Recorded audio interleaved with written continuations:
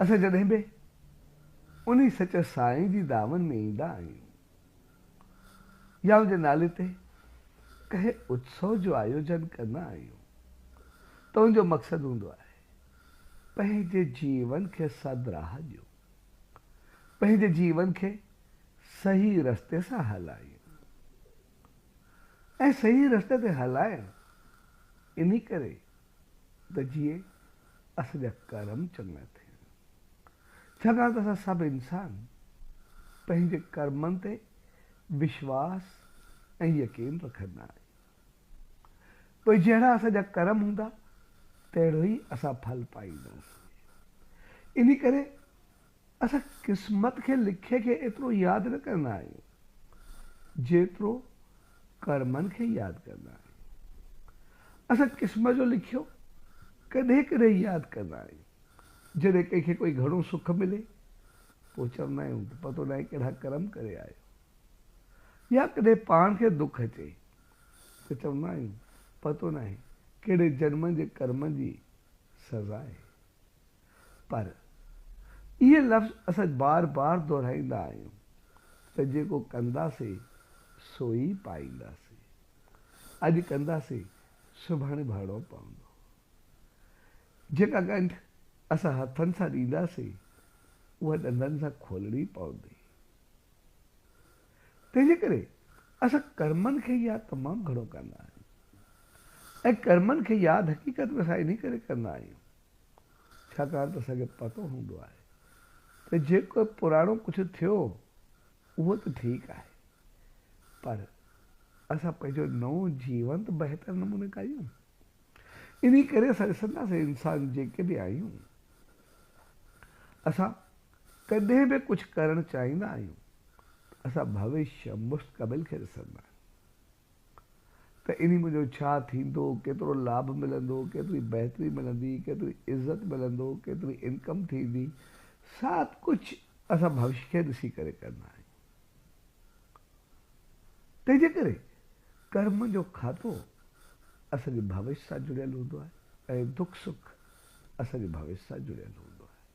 पर सम्झ जी ॻाल्हि इहा हूंदी आहे त भविष्य असांजो थींदो तॾहिं जॾहिं असां हाणे हाल खे ठाहींदासीं। जेकॾहिं वर्तमान खे ठाहियोसीं त भविष्य पंहिंजो पाण सुधरी पवंदो, छाकाणि त मुस्तक़बिल जॾहिं बि ईंदो उहो हाल बणिजी करे ई ईंदो। फ्यूचर करे फ्यूचर थी करे न ईंदो, उहो प्रेज़ेंट थी करे ई ईंदो। तंहिंजे करे असांखे हाणे सां ई पंहिंजो पाण खे बहितर करिणो आहे त पोइ हाणे सदाई हलंदो रहंदो ऐं असां सदाई ख़ुशि ऐं ख़ुशहाल रहंदासीं। पर असांजा कर्म थींदा तॾहिं जॾहिं असांजी सोच बहितर हूंदी, असांजा वीचार बहितर हूंदा ऐं सोच ऐं वीचार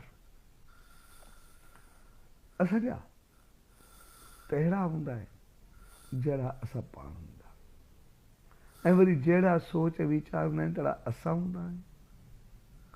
तंहिंजे करे सभ खां पहिरीं नज़र असांखे पंहिंजी सोच ते रखणी आहे।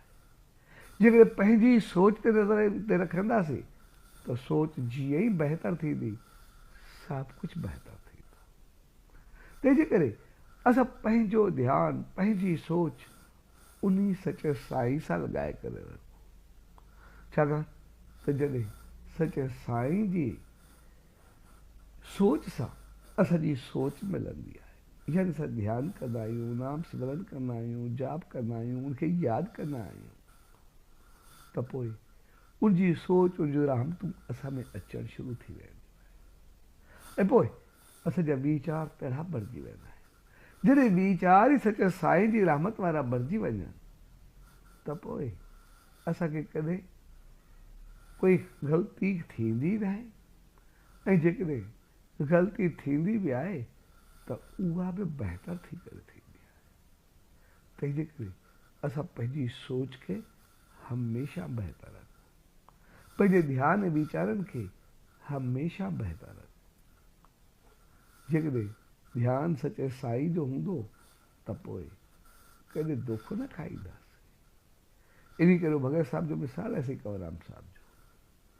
जॾहिं भगत साहिब खे जेको कुझु मिलंदो रहिजी ॾींदो पर हिकिड़े दफ़े कंहिं शख़्स कंहिं टोकरे में उनखे कुझु पैसा ऐं क़ीमती सामान विझी करे उनजे घर मोकिलियो।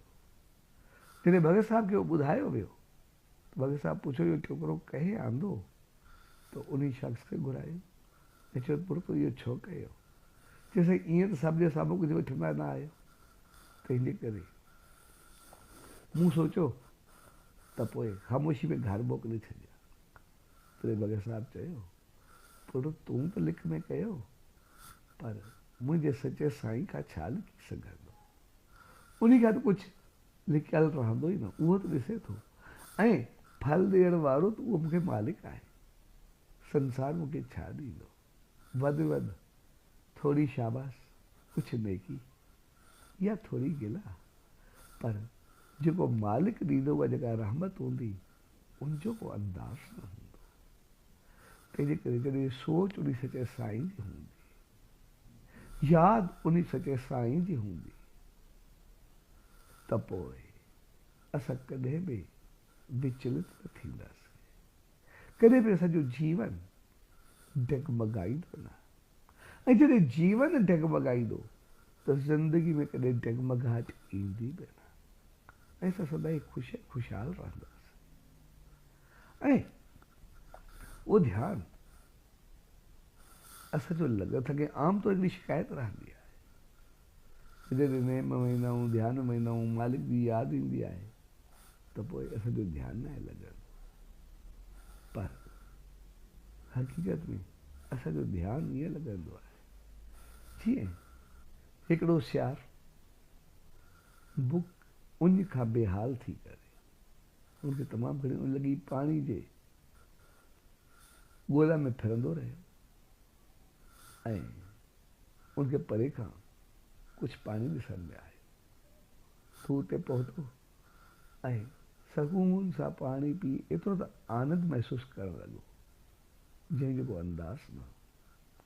तॾहिं उन तालाब में कुझु मछियूं हुयूं।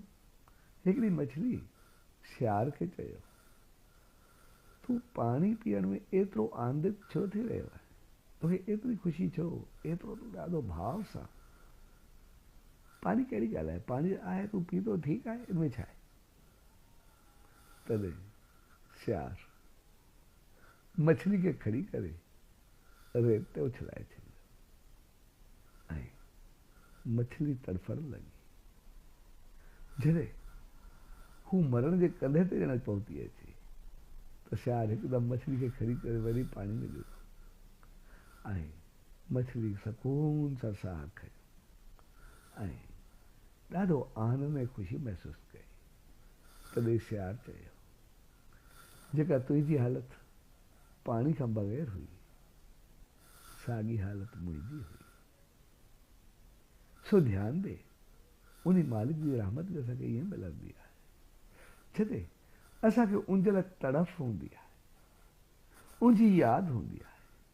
असां हक़ीक़त खे सम्झंदा आहियूं त इन करण सां मूंखे छा मिलंदो, मुंहिंजी ज़िंदगी कीअं बणबी, मां अॻिते कीअं वधंदुसि, उनजो फल मूंखे छा मिलंदो, त पोइ उहा सोच असांखे ऊचो बनाईंदी। उहा सोच असांखे यादि ॾियारींदी त जहिड़ा कर्म कंदासीं तहिड़ो फल पाईंदासीं। ऐं असां सभु इंसान हमेशह सभु कुझु बहितरी लाइ कंदा आहियूं। असां घर बणायूं, असां कारोबार बणायूं, असां रिश्ता बणायूं, असां दोस्ती बणायूं, असां कोई साथ बणायूं, जेको बि कुझु कयूं उनजे पोइतां मक़सदु इज़त शान मान सभु कुझु उहो ई हूंदो आहे। सो हक़ीक़त में ध्यानु, उन मालिक जी यादि, उन सचे साईं जी आसीस ऐं किरपा हक़ीक़त में असांखे तड़फ सां पैदा थींदी ऐं उन हक़ीक़त खे सम्झण सां पैदा थींदी त मुंहिंजी करण सां छा मिलंदो, मां छा बणबुमि। ऐं असां ॾिसंदासीं भगत साहब उन सचे साईं जी यादि में रहियो त पोइ उनजे जीवन खे ॾिसंदासीं। जॾहिं उनजी पहिरीं मुलाक़ात थी त कुझु कोहरनि जे दाणे ते कुझु दाणो जेको उन सचे साईं खे ॾिनो। यार जिते 5-7 साल जो ॿार कुंवर विकिणे उनजे घर जी हालत या स्थिति छा हूंदी असां सम्झी सघूं था। त ॿार नंढो कुझु कमाए अचे पोइ कुझु खाईंदासीं, पर जॾहिं हुन पंहिंजो पाण खे सचे साईं सां जोड़े रखियो, जंहिंखे घर में खाधे लाइ एतिरो कोन हो, पोइ हू लखनि जो खाराईंदड़ बणिजी वियो। साॻिए नमूने असांखे जॾहिं सचे साईं जी यादि हूंदी, उनजी रहमत हूंदी, त पोइ असां एतिरो वधंदासीं, फलंदासीं, फूलंदासीं, छाकाणि त असांजा सभु कर्म पंहिंजो पाण बहितर थींदा वेंदा।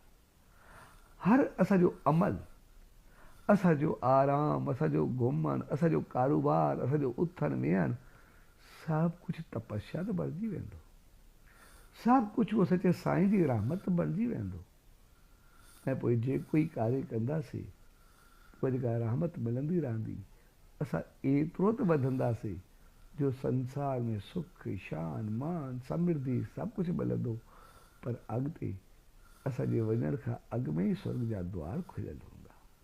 उन मालिक जी गोद हूंदी, उनजी रहमत हूंदी, ऐं लोक ऐं परलोक ॿई संभाले करे हलंदासीं। तंहिंजे करे असां जॾहिं उन सचे साईं जी दामन में ईंदा आहियूं, त उनजो मक़सदु हूंदो आहे पंहिंजे जीवन खे सदाई सुख, समृद्धि ऐं उन साहिब सां मिलायूं जिते वरी बाक़ी कुझु दुख रहे न। सदाई सुख ई सुख हुजे, शांति शांति हुजे, उन मालिक जी रहमत ऐं आसीस हुजे, ऐं असांजो जीवन सदाई ऊचो रहे।